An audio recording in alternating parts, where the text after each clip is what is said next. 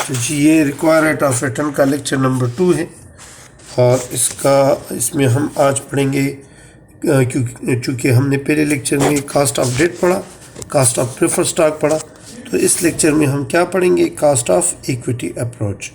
Cast of equity को calculate करने के लिए हम 3 अप्रोच इस्तेमाल करते हैं। पहला है dividend discount model. Dividend discount model में फिर आप मज़ीद पढ़ोगे कि इसमें एक यानी वो डिविडेंड होते हैं जिसमें आपको डिविडेंड जो है वो डिफरेंट रेट से मिलता है, और एक वो डिविडेंड होता है जो कांस्टेंट ग्रोथ होता है। तो दोनों पढ़ेंगे इसमें। फिर कैपिटल एसेट प्राइसिंग मॉडल है, फिर before tax cost of debt plus risk premium. तो शुरू करते हैं डिविडेंड डिस्काउंट मॉडल। तो कास्ट ऑफ इक्विटी को कैलकुलेट करने के लिए जो पहला अप्रोच है वो है dividend discount model. Dividend discount model का मतलब ये है कि आपको फ्यूचर में जितने भी डिविडेंड मिलते हैं उसको आप डिस्काउंट करोगे एक ख़ास रेट से। The cost of equity is the discount rate that equates what the present value of all expected future dividend with the current market price of the stock. सही है, यानी वो रेट सही है। इधर जो KE लिखा है कि जो आपके करंट प्राइस को अगर आप इसको डिवाइड करें वो इसके बराबर लाए एक ऐसा रेट, तो वो आपका कास्ट ऑफ इक्विटी कहलाएगा। लेकिन इसको आप किस तरह कैलकुलेट करोगे, कांस्टेंट ग्रोथ रेट की मदद से पहले हम इसको कैलकुलेट करने की कोशिश करते हैं। अच्छा, कांस्टेंट ग्रोथ मॉडल में ये होता है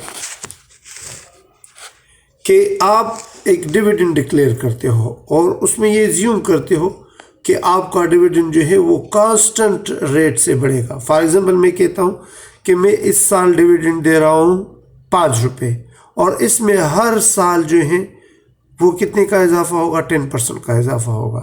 तो देख, मैंने ये ग्रोथ जो है कांस्टेंट किया, तो इस रेट को, इस कांस्टेंट रेट को हम क्या जाहिर करेंगे, G से जाहिर करेंगे। अच्छा, the constant growth model assumption reduce the model to, यानी यहाँ पर हम फिर KE को आसानी से मालूम कर सकते हैं कि आपका कास्ट ऑफ इक्विटी इक्वल होगा D1 divide by P plus G। जो D1 जो है वो एक्सपेक्टेड डिविडेंड को कहते हैं, expected dividend divide by P plus G। P जो है P0 ये करंट प्राइस है, और G जो है growth rate. Assume that the dividend will grow at the constant rate of G। समझ आ रही है? इस पर एक एग्जांपल करते हैं, इस एग्जांपल को गौर से देख लें। अच्छा, यहाँ पर लिखा है कि assume that the basket vendor has common stock outstanding with a current market value of 64.80। Assume that the basket vendor has a common stock outstanding with a current market value of 64.8 per share। Current dividend इसका जो है वो 3 है। ये current dividend of 3 पर share ये paid है, इसको हम कहते हैं D0। इसको हम क्या कहते हैं, D0। सही है। And the dividend growth rate of 8% for ever. Growth rate जो है वो 8% है। चूंकि हम फार्मूले में लिखते हैं cost of capital is equal to D1 divide by P plus G, लेकिन आपको तो इधर D0 दिया है, तो D1 मालूम करने के लिए ये आप अपने साथ वर्किंग कर ले। मैं आपको बताता हूँ, क्योंकि फार्मूला इधर कुछ और लिखा है, नीचे पुटिंग आपको कुछ और नज़र आएगी। D1 जो है वो फिर इक्वल होता है, D1 आप लोग लिख ले, नोट कर ले, D1 is equal to D0 into 1 plus G। दोबारा सुन ले, D1 is equal to D0 into 1 plus G। तो इधर पर तो आपको क्वेश्चन में D0 दिया है और फार्मूले में D1 है, तो D1 का फार्मूला देख, D0 into 1 plus G, 1 plus 0.08 और divided by P0। P0 mean current price, plus G जो है रेट, ग्रोथ रेट 0.08। तो आपके पास कास्ट ऑफ इक्विटी कितनी आ जाएगी, 0.13 या 13%। सही। इसको हम क्या कहते हैं, इसको हम कहते हैं कांस्टेंट ग्रोथ मॉडल। इसको हम गॉर्डन मॉडल भी कहते हैं। अच्छा, इसके बाद अगर आपके मॉडल में इस तरह हो कि फेजेस में ये है कि फॉर एग्जांपल 2 फेजेस हैं। एक फेज में रेट जो है कुछ और है दूसरे में कुछ और है, तीसरे में कुछ और है। सही है। ये फार्मूला तो आपको इस तरह आसानी से समझ नहीं आएगा। देख, ये फर्स्ट फेज का ग्रोथ, यानी मैं कहता हूँ कि पहले 3 साल जो है उसमें 10% का इजाफा हो, अगले 3 साल जो है इसमें 12% का इजाफा हो, फिर उसके बाद जो है उसमें 15% का इजाफा हो, तो फिर उसको हम क्या कहते हैं, उसको हम ग्रोथ फेज मॉडल कहते हैं। सही है। इस पर एग्जांपल मैं आपको करवा लूँगा, क्वेश्चन इस पर करवा लूँगा।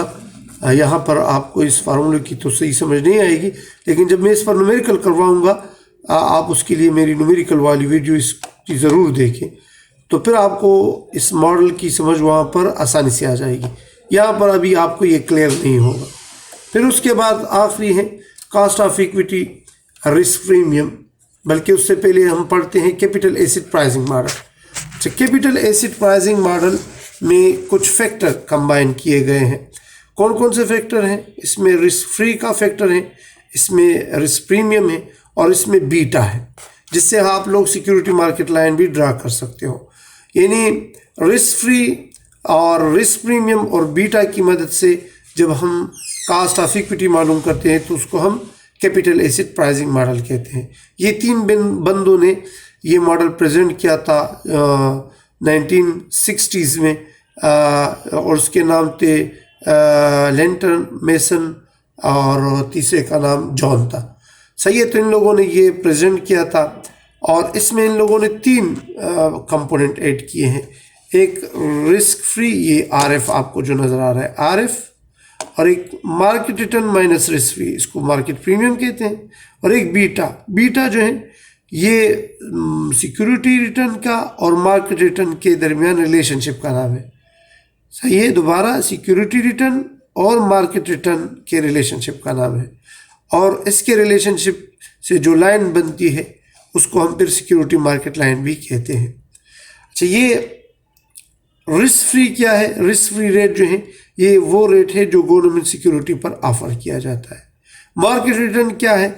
जो मार्केट में एवरेज रिटर्न चलता है। सही। तो मुश्किल नहीं, आसान है, इस पर प्रैक्टिस की ज़रूरत है। देखिए क्वेश्चन भी आपको नज़र आ जाएगा, बहुत आसान क्वेश्चन। इस तरह के क्वेश्चन आते हैं। दोबारा, assume the basket wonder has a company beta 1.25। अच्छा, इसका बीटा जो है 1.25 है। अच्छा, अगर बीटा 1 के इक्वल हो ना 1, तो उसका मतलब ये होता है कि सिक्योरिटी का रिटर्न और मार्केट रिटर्न सेम है।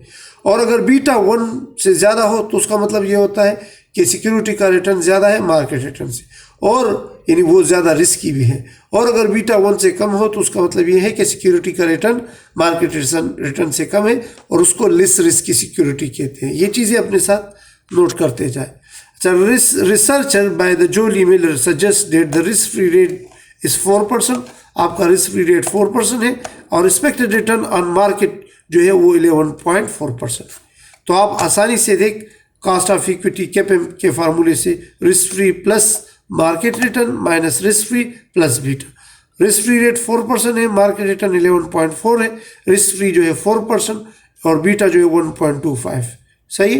तो आपको मिल जाएगा KE 13.25।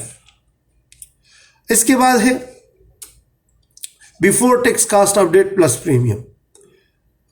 The cost of equity, यानी इसमें क्या है कि आपका जो रिस्क प्रीमियम है उसको आप कॉस्ट ऑफ डेट के साथ ऐड कर लेते हो। इसमें बीटा नहीं है, ये वही पुराना कैपिम की तरह है, लेकिन उसमें रिस्क फ्री था। यहाँ पर उसमें रिस्क फ्री की जगह कॉस्ट ऑफ डेट है जो आप मालूम करते हो, और रिस्क प्रीमियम। सही है। तो इसमें बीटा नहीं है, इसमें क्या बीटा नहीं है। देखिए बहुत आसान है ये वाला मॉडल, कि फॉर एग्जांपल मैं कहता हूँ कि assume the basket wonder typically A 2.75 premium. यानी प्रीमियम से मुराद ये है कि आपका market return minus risk free जो है वो 2.75 है। सही है। डायरेक्ट प्रीमियम दे दिया गया to the before tax cost of debt. सही है। तो आप मालूम करोगे KD प्लस रिस्क प्रीमियम का। अच्छा, कॉस्ट ऑफ डेट सवाल में नहीं दिया, लेकिन ये आपने पिछले उस क्वेश्चन में मालूम किया था। आप लोग एज्यूम कर ले कि ये 10% है। कॉस्ट ऑफ डेट कितना है? 10%। तो KD प्लस रिस्क प्रीमियम, तो 10% प्लस 2.75 इज इक्वल टू 12.75। अच्छा, इसके बाद जो ये देखिए आपको कंपैरिजन दी है कि हमने जो क्वेश्चन किए, आपका कांस्टेंट ग्रोथ रेट इतना आया, कैपिटल एसेट से इतना आया, कास्ट ऑफ डेट से इसने आया, सही है। तो कह रहे कि the three method will not agree, we must decide how to weight. अच्छा, आपको देख डिफरेंट आंसर मिल रहे हैं, तो हम क्या करेंगे, हम इनका वेट लेंगे और उसको हम कहते हैं weighted average cost of capital, weighted average cost of capital. अच्छा, weighted average cost of capital पर मैं नेक्स्ट लेक्चर में डिटेल से आपको पढ़ाऊंगा, सही है। यहाँ तक सीख ले, अगर कोई क्वेश्चन है तो आप लोग कमेंट्स में ज़रूर पूछ लें, सही है। और फिर नेक्स्ट क्लास में मैं उस मल्टीपल ग्रोथ मॉडल पर क्वेश्चन भी करवाऊंगा और वेक भी करवाऊंगा।